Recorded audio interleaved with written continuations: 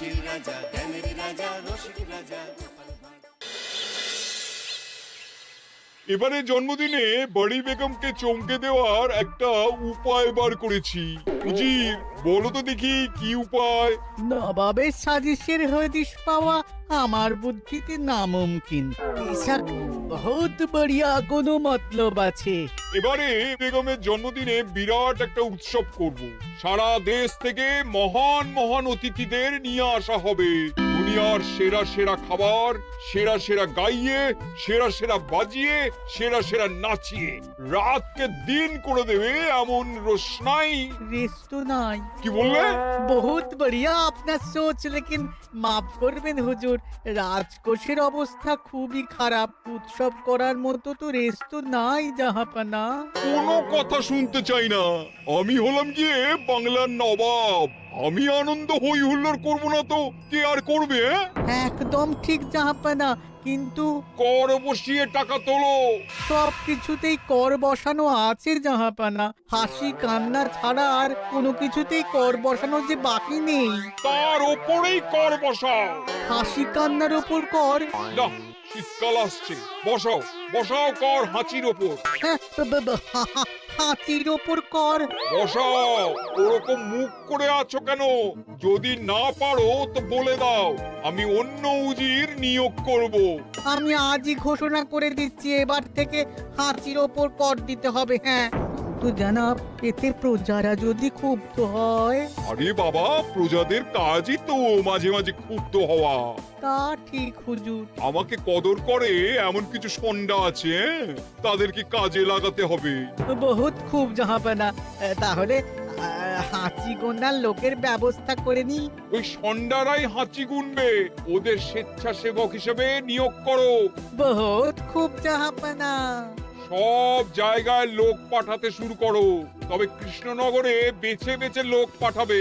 আর মনে রেখো, ওখানে গোপাল আছে।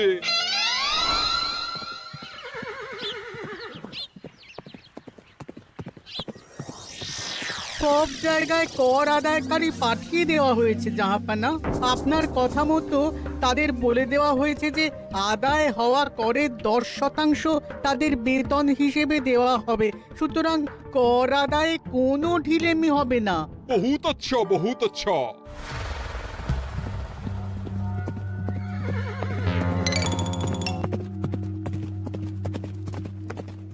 হ্যাঁ, তুমি ঠিক পড়েছো তো মন্ত্রী? হাঁচির উপরে কর? বলেন তো, আর একবার পড়ছি মহারাজ। আসলে এটা নবাবই মশকরা। আমাদের নবাব যে খুবই রসিক মানুষ তা তো আমরা দেখেছি। বারবার কৃষ্ণনগরের সঙ্গে রসিকতা করতে গিয়ে হাঁড়ি ফেটে রস একেবারে মাখামাখি হয়েছে, আর সারা গায়ে পিঁপড়ে ধরেছে। মস্করা নয়, একদম সত্যি কথা। হাঁচির উপরে কর বসানো হয়েছে, আর আমরা হলাম নবাবের খাস হাঁচি গোনার দল। আমরা এই কৃষ্ণনগরে থিতু হয়ে বসলাম বটে। এবারে হাঁচি গুনবো আর মোহর আদায় করব।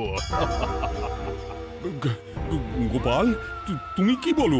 সর্দার, তোমাদের এখানে আসা একেবারেই লোকসান হয়েছে। কেন মশাই? আচ্ছা, আপনি গোপাল? না না, আপনার কোনো কথাই শুনবো না। আমাদের পই পই করে বলে দেওয়া হয়েছে, গোপাল হইতে সাবধান।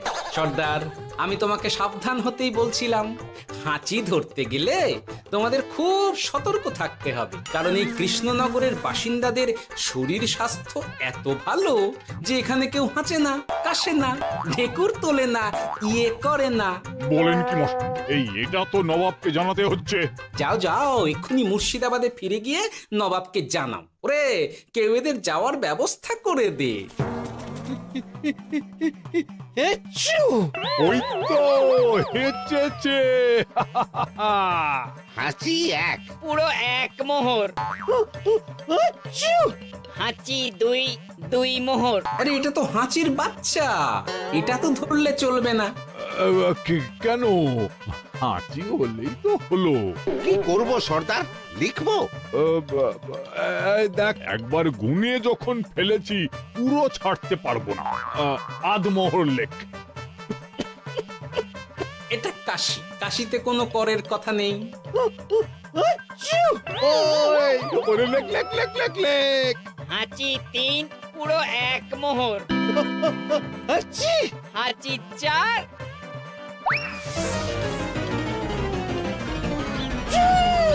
হাঁচি 5 লেখো। হাঁচি 6,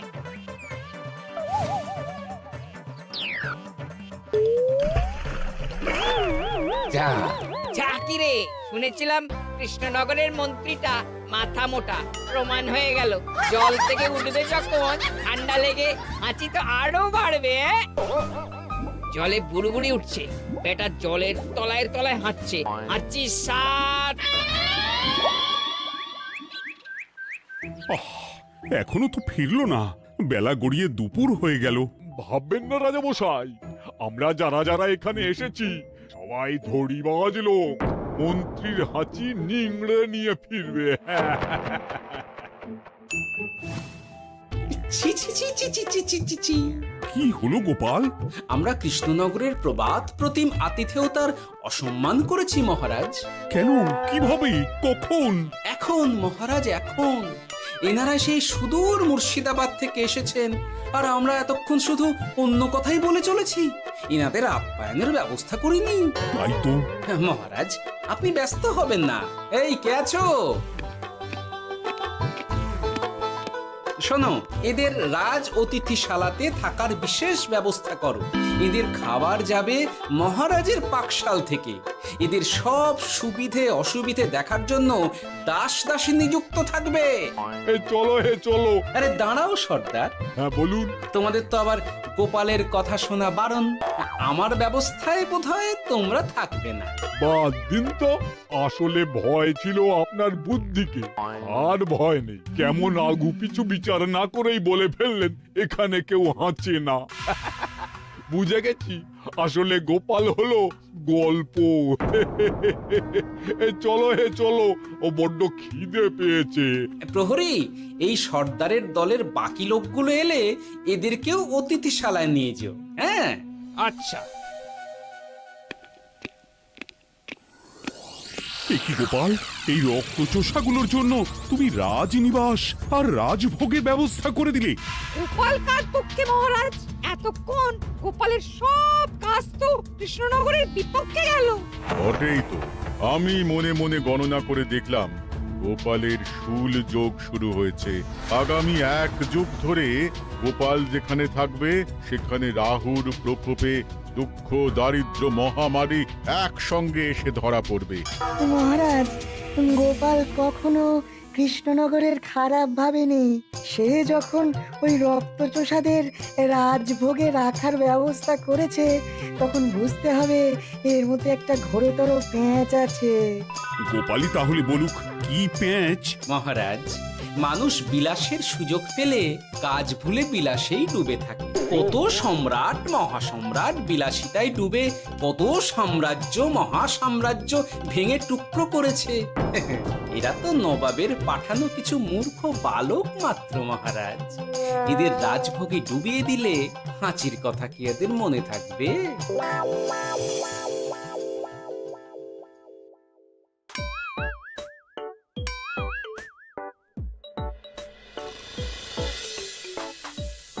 কি ব্যবস্থাপনা সব ঠিক আছে তো?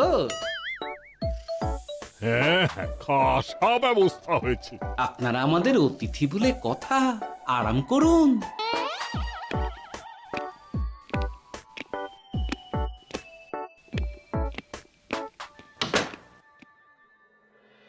বিজ্ঞানী, তোমার এই দুমুখ আয়না আবিষ্কার তোমার জীবনের সেরা কাজ।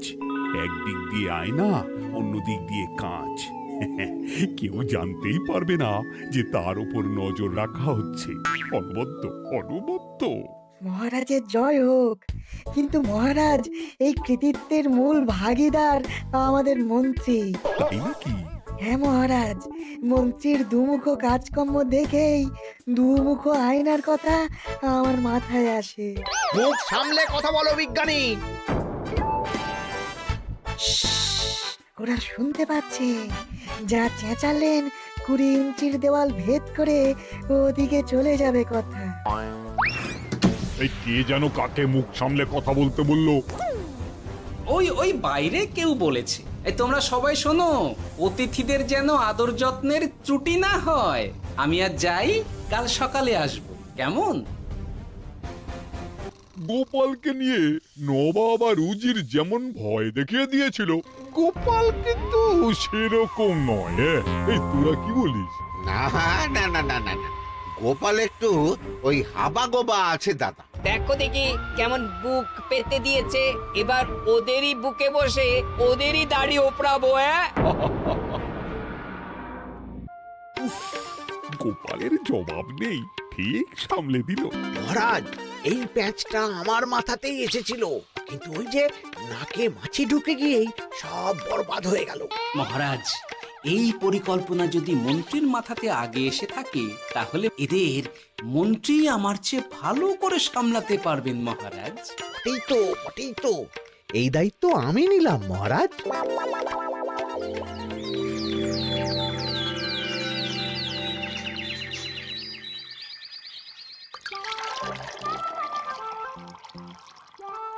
আহা, সকালে ঘুম থেকে উঠে এই রকম বেলের পানা যেন স্বর্গের অমৃত।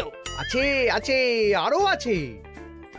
পানীয়, খাদ্য, আরাম, আয়েশ, যত চাও তত পাবে।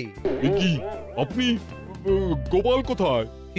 মহারাজ বিবেচনা করে দেখেছেন যে মহামান্য অতিথিদের পরিচর্যার ভার গোপালের মতো একজন ভাঁড়ের পক্ষে বহন করা সম্ভব নয়, তাই এই দায়িত্ব আমাকে দেওয়া হয়েছে। কিন্তু কোনো কিন্তু নেই সর্দার, আমি যে খানা পিনা নাচা গানা আমোদ আহ্লাদের ব্যবস্থা করেছি দেখে তুমি চমকে যাবে। দেখা নয় বিজ্ঞানী, এবার শুধু কাজের সময়। কাল মন্ত্রীর উপর ওদের ভার ছেড়ে দিয়ে কৃষ্ণনগরের যে সর্বনাশটি করেছো, কোনো কাজ করে আর সেটিকে সামলানো যাবে না। হ্যাঁ, আহা, তোমার দেখছি মন্ত্রীর উপরে একটুও আস্থা নেই। ঠিক কি প্যাচ করছো বলো তো? প্যাচের কথা পরে হবে, তোমাকে যত তাড়াতাড়ি সম্ভব হাঁচির ওষুধ আবিষ্কার করতে হবে। হাঁচির ওষুধ? হ্যাঁ, হাঁচির ওষুধ। ওভাবে দেখছো কি বন্ধু? তোমাদের কাজের সব দায়িত্ব এখন আমার কাঁধে। তোমরা আমোদ করবে আর আমি কর আদায় করে তোমার হাতে এনে তুলে দেব। সর্দার, এর মধ্যে একটা চাল আছে মনে হচ্ছে। কি আর আমি বুঝিনি। এখন কি করবে? বিশ্বাস করে আদায় উসুলের ভার এর উপরে ছেড়ে দেবে? পাগল নাকি? মন্ত্রী মশাই, বলো বন্ধু। বলছিলাম আর দেরিতে কাজ কি?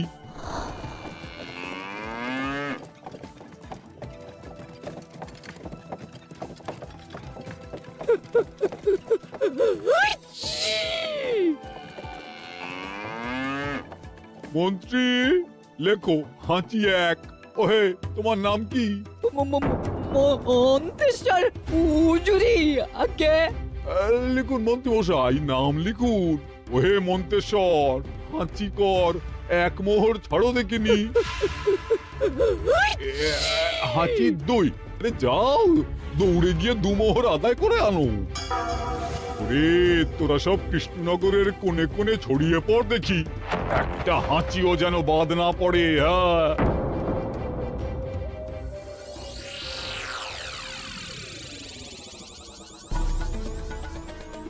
এটা হুজুরে আলা বর্ধমান, খাম্বাস এবং কৃষ্ণনগর থেকে। চমৎকার চমৎকার। তাহলে গোপাল কিছু করতে পারেনি, আমাদের যুব শক্তি কৃষ্ণনগরকে পুরো নিংড়ে নিয়ে আসছে। মহারাজ কৃষ্ণচন্দ্রের একটা আবেদন আছে জানাব।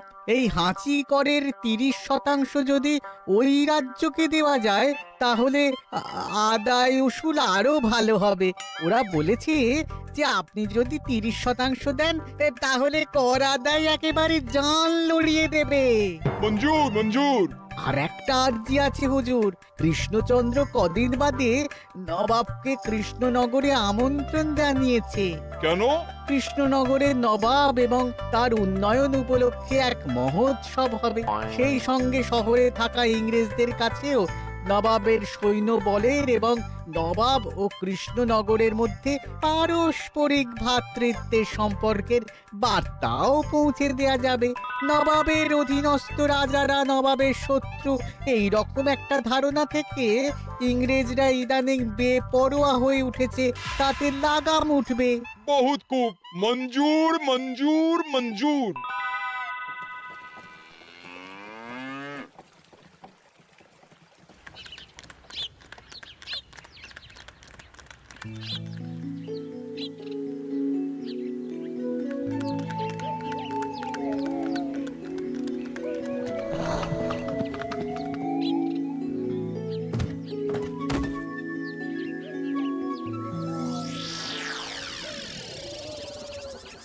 কি ব্যাপার গোপাল?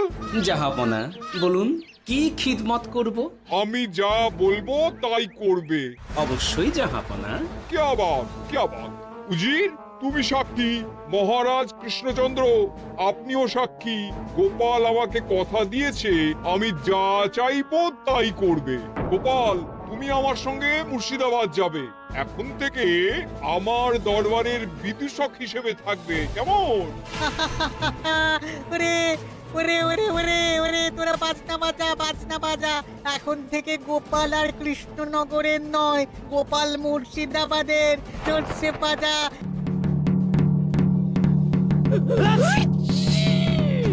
কি হলো? হুজুর, মনে হচ্ছে আপনার সৈন্যদল হাঁটছে। হ্যাঁ?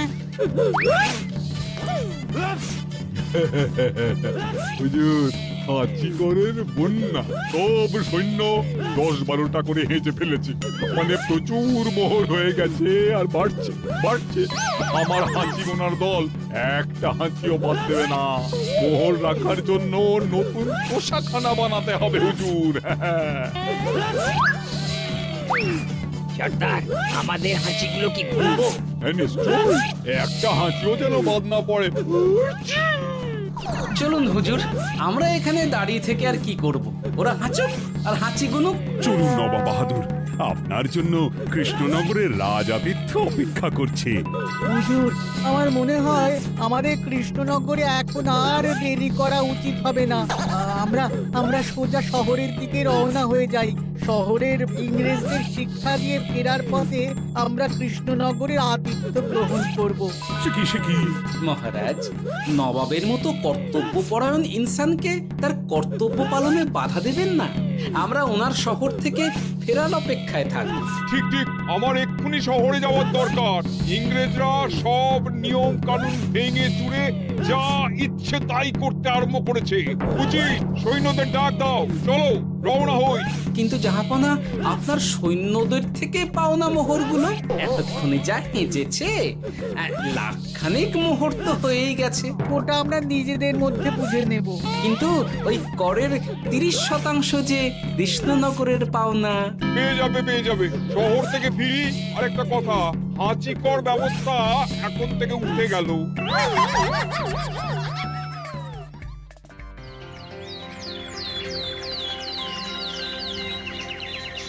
মহারাজ, কিভাবে গোপাল ভাঁড় মহাশয় নবাবের উন্মাদের মতো জারি করা ওই হাঁচিকর থেকে আমাদের সকলকে রক্ষা করেছেন তা আমরা সকলেই জানি। খাম্বাজের তরফ থেকে তাই গোপালকে সামান্য উপহার।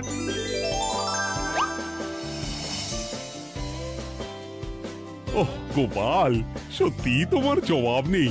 কিছুই হতো না যদি না বিজ্ঞানী ওই হাঁচি চূর্ণ আবিষ্কার করত। এই উপহারের অর্ধেক কিন্তু বিজ্ঞানী।